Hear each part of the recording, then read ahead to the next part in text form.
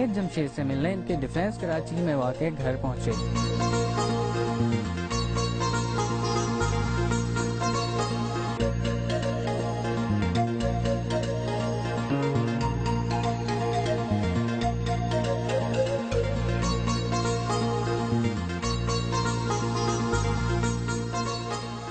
کہاں ناچنے اور گانے کی گلیمر بھری دنیا اور کہاں اونچا پاجامہ سر پہ ٹوپی، اتنے بڑے تضاد کی وجہ کیا بنی؟ یہ ایک چینج آف لائف سٹائل ہے جس میں مجھے بڑا مزہ آتا ہے، بہت سکون ہے، اس سے کہیں زیادہ سکون اس میں ہے۔ باقی گلوکار تو صبح کا آغاز ریاض سے کرتے ہیں، آپ کی صبح کس طرح سے ہوتی ہے؟ میں تو نہیں چاہتا تھا کہ لوگوں تک یہ باتیں پہنچیں، لیکن میری صبح کا آغاز بہت جلدی ہوتا ہے۔ فجر کی نماز سے تھوڑا سا پہلے اٹھتا ہوں، پھر ذرا یہ ہے کہ اللہ کے سامنے کھڑا ہو کے اپنے گناہوں کی توبہ اور استغفار، اور جو ابھی اگلے سارا دن کے جو حالات ہیں میں اللہ کے سامنے رکھتا ہوں کہ یا اللہ، ارادہ تو یہ ہے کہ یہ ایسے سے ایسے ہو جائے، لیکن آپ اس کو ایسے کریں جیسے آپ سمجھتے ہیں ٹھیک ہے۔ عصر کی نماز پڑھنے کے لیے وہ گھر سے مسجد گئے۔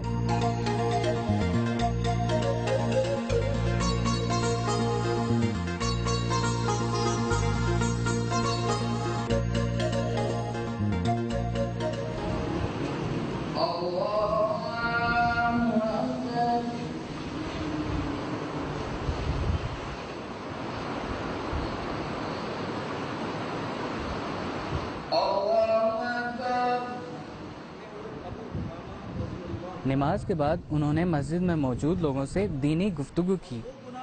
جو اس کے دل میں پیدا ہوئے انس حضرت عبداللہ سنابحی،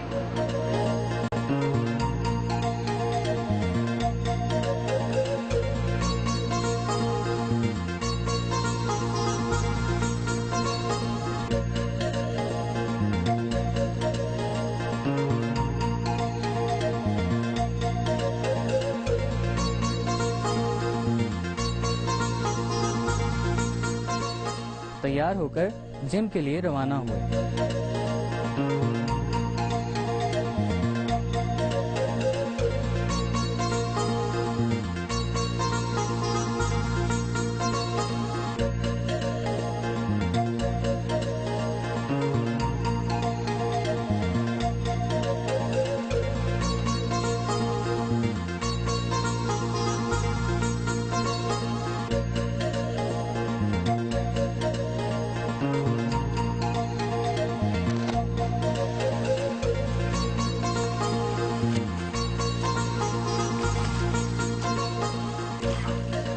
سوئمنگ سے بہتر کوئی ایکسرسائز نہیں، اگر کرنے کا موقع ملے ضرور کرو۔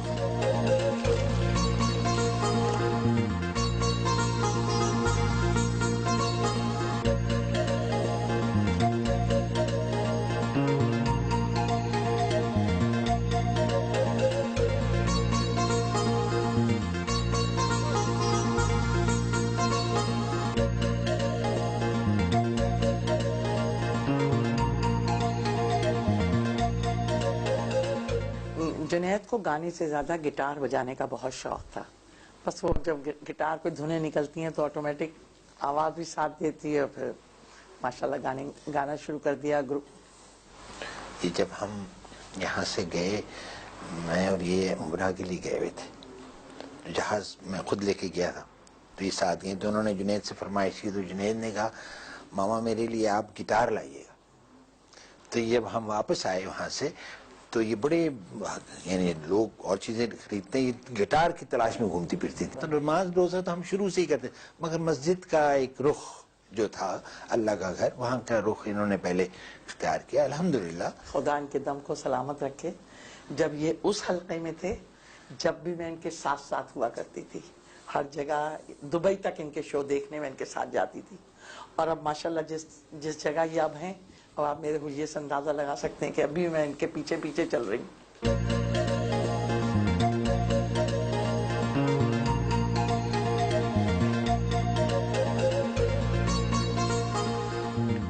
سہیل بھائی، یہ میرے دوست ہیں سارے، یہ میرے دوست اس طرح ہیں کہ میں ان کے پاس جب آنا چاہوں نا یہ مجھے خوشی خوشی بلاتے ہیں اور میرے آنے سے بہت خوش ہوتے ہیں، اور میں ان کے پاس آ کے جو بات کہوں، جو اپنی غم سناؤں، یہ سنتے ہیں۔ آپ تو ساز اور آواز کے آدمی ہیں، سکوت اور خاموشی کی جگہ قبرستان کیوں آ گئے؟ شاید اسی ساز اور آواز کے شور نے مجھے مجبور کر دیا کہ میں قبرستان کی خاموشی میں آ جاؤں۔ کیا قبرستان میں روحیں موجود ہوتی ہیں؟ واللہ عالم، لیکن یہ ضرور سنا ہے، حدیث میں بھی سنا ہے آپ صلی اللہ علیہ وسلم کے ارشاد کے مطابق کہ جب آدمی یہاں پر آ کر ایصال ثواب کے لیے درود پڑھتا ہے، کچھ پڑھتا ہے، یاسین پڑھتا ہے، تو مردوں کو اس کا فائدہ پہنچتا ہے، وہ ہماری آپ کی بات بنفس نفیس سنتے ہیں۔ آپ نے جنید جمشید سے شادی تو ان کی گلوکاری اور شہرت سے متاثر ہو کر کی ہوگی، اب یہ کیسے لگتے ہیں؟ میں نے تو متاثر ہو کے نہیں کی تھی شادی جنید جمشید سے، اور اس وقت بھی بہت اچھا لگتا تھا، لیکن اب زیادہ اچھا لگتا ہے۔ جنید آپ کو برقع پہننے یا پردہ کرنے پر مجبور تو کرتے ہوں گے؟ مجبور تو نہیں کرتے، لیکن کبھی کبھار کہتے ضرور ہیں۔ آپ کے بچے انگریزی اسکولوں میں پڑھتے ہیں، آپ کے خاوند انہیں دینی مدرسے میں داخل کروانے پر زور تو دیتے ہوں گے؟ دینی مدرسے میں بھی ڈالا تھا ان کو، ادھر بھی جاتے تھے، شام کو ان کی کلاسز ہوتی ہیں عصر سے مغرب تک، تو اس میں کوئی وہ نہیں ہوتا، اور اسکول جو ہے وہ الگ ہے اور دینی تعلیم جو ہے وہ الگ ہے۔ بیوی بچوں کے ساتھ وقت گزارا۔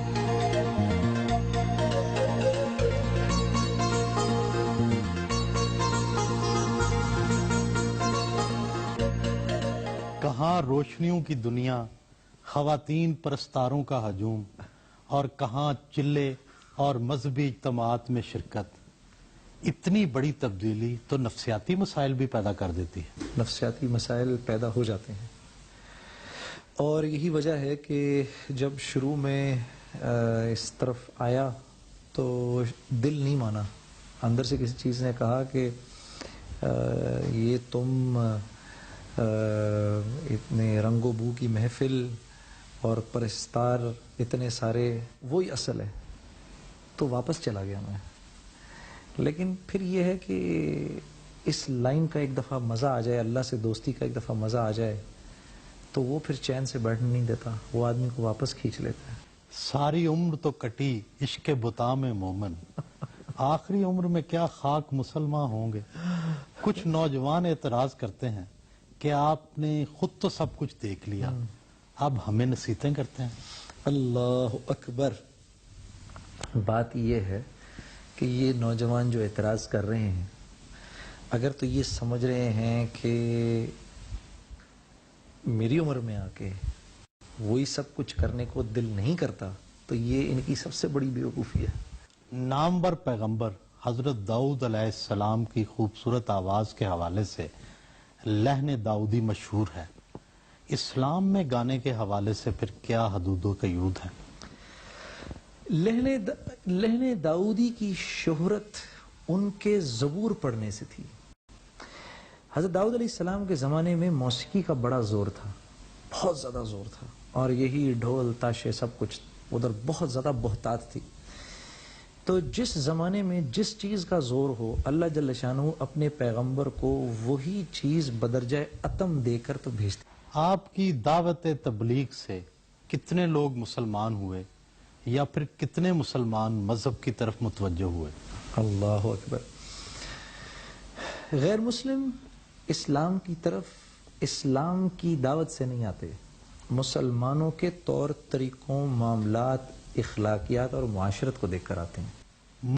اچھا، تو یہ لفظ نکال دیں، ایسے کرتے ہیں، یوں سوال آپ کر لیں، اسلام کن آلات کی اجازت دیتا ہے اور کن کی نہیں دیتا، ایسے کر لیتے ہیں، کیونکہ یہاں پر میرے خیالات تو چل نہیں سکتے۔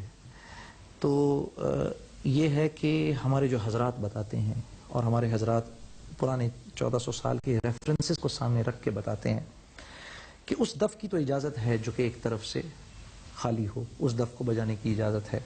کئی مذہبی حلقوں کی طرف سے اعتراض کیا جاتا ہے کہ آپ نے ایک فلم میں کام کرنے کی خاطر اپنی داڑھی چھوٹی کروا دی، یہ مناسب بات تو نہ تھی؟ لیکن کیونکہ انسان ہوں، جذبات رکھتا ہوں. شعیب منصور میرے بہت بڑے محسن ہیں.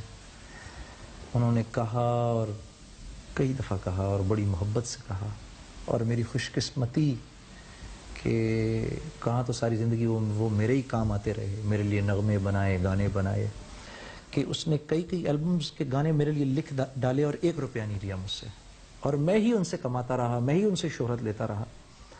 اب ایسا شخص 16 سال کے بعد اگر مجھے آ کے کہے اور میرا ہاتھ پکڑ کے یہ کہے جنید میں چاہتا ہوں یہ فلم تم میرے لیے کرو، تو میں کوئی بڑے سے بڑا مفتی یا عالم بن جاؤں، بہرحال انسان تو ہوں.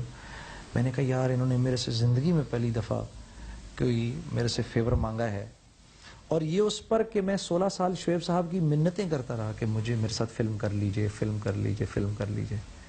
تو یہ ایک بہت بڑا امتحان تھا.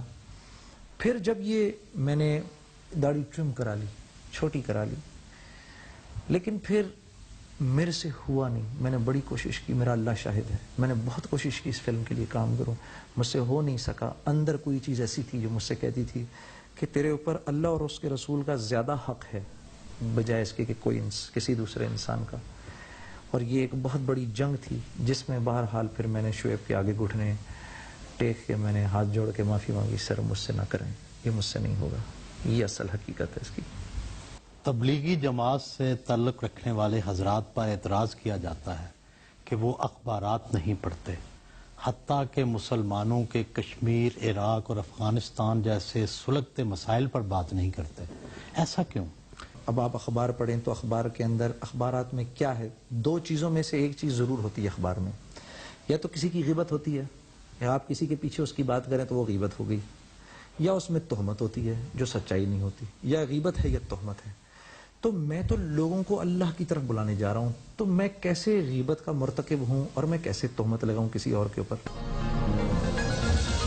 أنا منك لم تر قط عيني وأجمل منك لم تلد النساء خلقت مبرأ من كل عيب كأنك قد خلقت كما تشاء.